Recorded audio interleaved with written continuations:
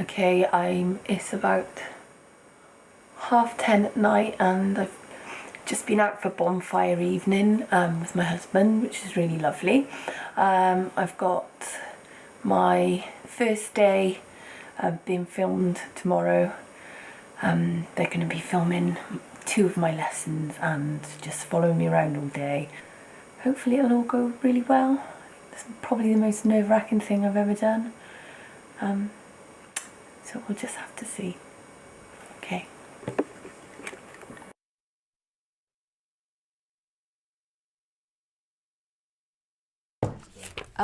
Today is a pretty normal day. So I've got 3 lessons, first, second and third. They're all an hour and 20 minutes long because we only have 4 lessons in the day. So yeah, the back is all back to back, so it can get quite kind of hectic, and I'm in different rooms as well, so running around school with loads of boxes and books. But yeah, should be okay, hopefully. Hopefully, if I can just sit on my nerves a bit. Helen is a newly qualified teacher at the City Academy in Bristol. It's Thursday morning and her first day back after the half-term break. Helen works in the English department and it's her 9th week of teaching as an NQT. It's quite a grey day and I don't imagine they'll be in particularly high spirits first lesson. They can quite often be quite sleepy at the start of this period, so I'm going to need to jumpstart them. Okay, right then, guys. Shh. I need you to come in, get your books. The starters on the board, we need to get straight on it, okay? This is my Year 9 group. They are, without a doubt, my most challenging group in terms of behaviour. Okay, guys, very quickly while we're waiting for all the latecomers to arrive, can we get our pens out?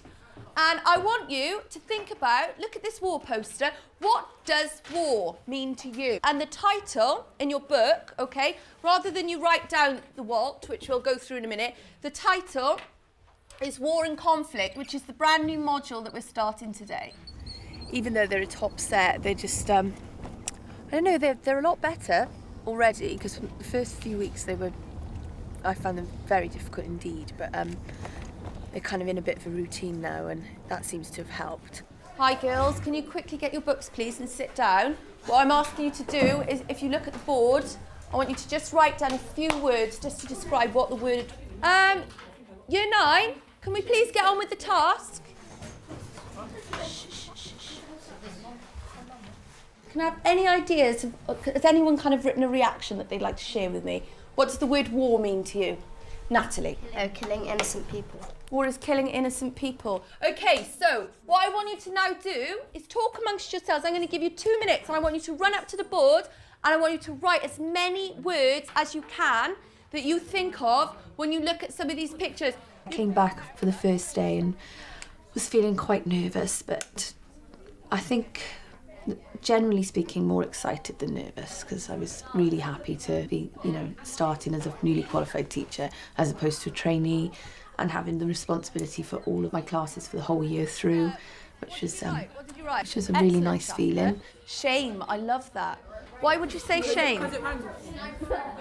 No, because they some of them the soldiers feel bad in it because they Soldiers feel bad. I don't know. I just guessed it. I kind of used the first week as a sort of, right, I need to know these kids. I need to know what they can do and who they are. Okay, shh. Settle down.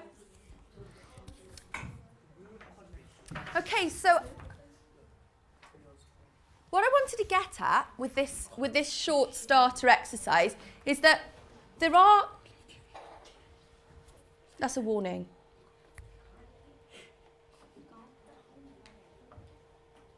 There are lots of different ways that you can represent war, and also possibly to make you think that war means different things to different people.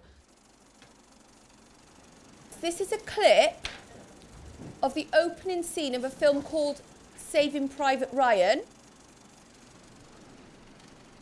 I want you to try and engage emotionally with the idea of war, okay?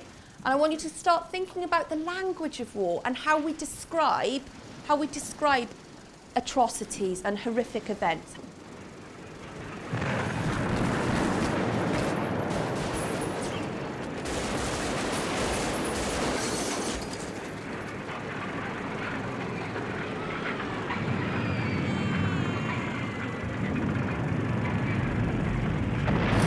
Okay. No. Hands up, please. Has anyone got any reactions to that clip? My cousin's a soldier, like in Okay. war now, so I could like relate to her a bit. Okay. What describing words would you use, Shaska?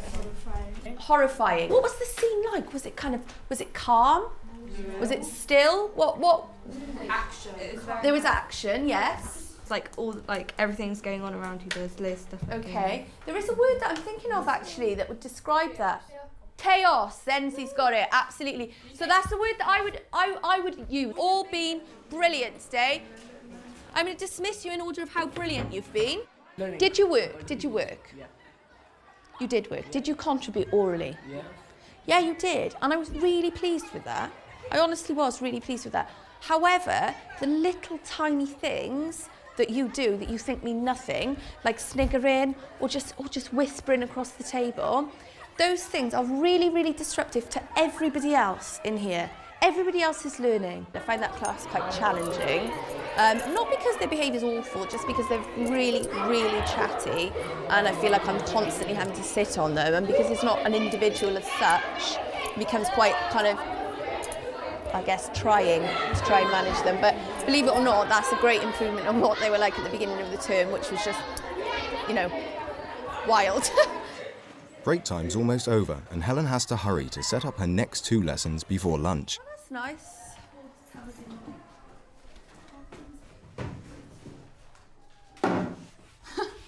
This is why I don't ever get to get a break in the day.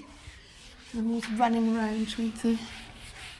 It's hard because I'm not in the same classroom, so I find it really difficult sometimes because you have to you just have to sort of juggle everything all the time and see that they're about to line up outside. Gosh, that is not clean in any way, is it? Right. I felt that went really well, actually.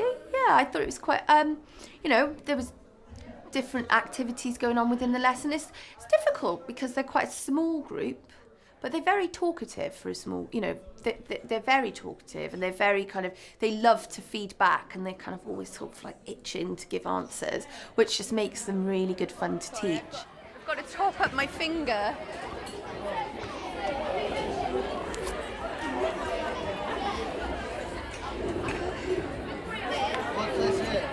This is the cash system.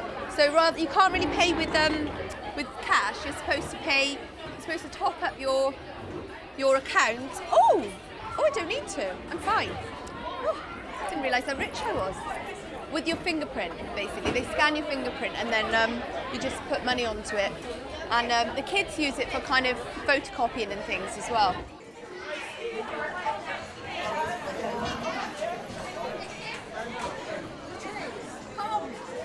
Our English departments are obviously under the spotlight quite a bit because we're one of the core subjects, and I think it's fair to say we didn't perform as well as we maybe were expected to last year. So there's definitely a sense of all-round it is pressure, but it's kind of necessary pressure, I guess, because all of us as professionals want to do the best by the students we teach anyway. So it's it's pressure that you put on yourself, I think, as well as external pressure.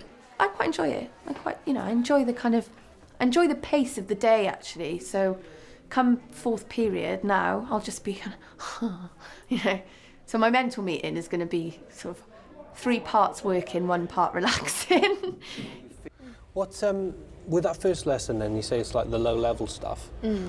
Is it just like they're not listening when you ask them to talk, or is it like a range of low-level things? It's just pure chatting, because I think that there's relationships in that group. They quite like each other generally, I think, as a group, and they just they're just quite chatty. I think possibly because the camera was there, they're a bit excited about that as well, and so kind of wanted to whisper, you know, pass your lip gloss or whatever. But yeah, it's the little things that actually I feel like I've kind of got on top of, and then three lessons down the line, I'll find that they're kind of slipping back into that. So it's sort of me thinking of different ways of managing that. Like I trialled a new seating plan a few weeks ago and that worked really well. Yeah. But this morning I didn't have the time to rearrange the tables back into that seating plan, and it spoke volumes because they were kind of back in their friendship groups and therefore chatting quite a bit. You sticking like to the behavioural policy, so you know if somebody is chatting, sort of 1 warning, 2 warning, move within the room. Yeah. I mean, I think the problem is that I think the people that chat it kind of changes throughout the lesson, so it isn't like this one person in the corner continuously chatting, and therefore you could move through it quite quickly, like warning, move. Yeah. It's kind of like one person will chat and then maybe another will pick up where they left off, and it's not loud chatting so that you can't speak, but it's just distracting enough. It's sort of half lit having that. I've recently turned 30, last week in fact, which has been a major event in my life. I'm married to a wonderful man called Billy, who's a musician, and we live together in this house. Alright. Yes. Actually, throw these in. Okay. You could just give all of your time to this job and really, you know, spend your whole life trying to become better. But I think you've got to be slightly realistic as well and think, well, you know, I don't want to burn out. I want to be fresh, and part of that is making sure that I also dedicate some time to my family and friends. I just generally look forward to feeling that the feedback I get from observations hopefully will continue to be positive, and you know, if not, obviously you deal with that when it comes. But I'd like to think that I'll grow in all ways as a teacher, and hopefully by the summer I'll feel that I've arrived. Are you crying? I was, yes. The onions. The onions. I think you're done now. I think you've done. Well, actually, I'm just no. panicking. I think I should cook now. I think we do need some mince. When we cook together, this is some of the only quality time we get together during the week. Oh, that's a bit much. I don't like that. Well, just because you're so busy with work. Yeah. Being an NQT. Well, we did go out for bonfire night last night. Yes, we did. That was a surprise. It was a nice surprise. It was lovely. But we nearly couldn't do it because you had to be a teacher again. Yep. It's it's an arduous journey for a husband of a newly qualified teacher. It's hard work. Is it? But Do you feel neglected? Luckily, we're in love, so that should put us through. But I really want to start cooking now. Okay. I'm gonna